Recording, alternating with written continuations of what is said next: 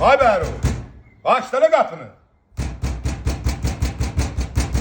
Bəruf. Vay kaka ne olmuş bir kırırsan. Sabahın xeyir. Sənin başına bu maşına nə qədər kredit verirsiniz?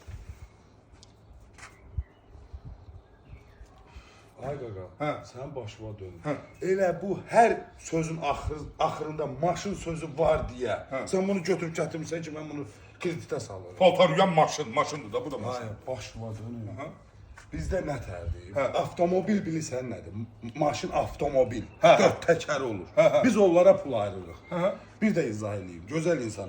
Bax ili 90-cı ildən yuxarı hə. hər növ avtomobili Hə. gətirirlər bizdə 20 dəqiqə kreditə salıb maşını götürüb gedirlər. Maşını qalır özündə. Nömrəsi də dəyişmir, adına gecikmə də nəzərə alınmır. Amma da belə də maşın yoxdur, qadan alıb.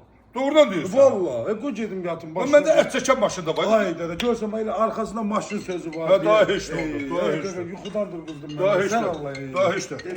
Elə qoy deyim cavab aparsınlar, elə zəng eliblər. Qaqa bu maşın alınmır, gəlin bunu aparın. Ha yo bu maşına kredit vermirlər, heç də daha heç də. Ben açtım ya ben. Keşek demiştim. Ay.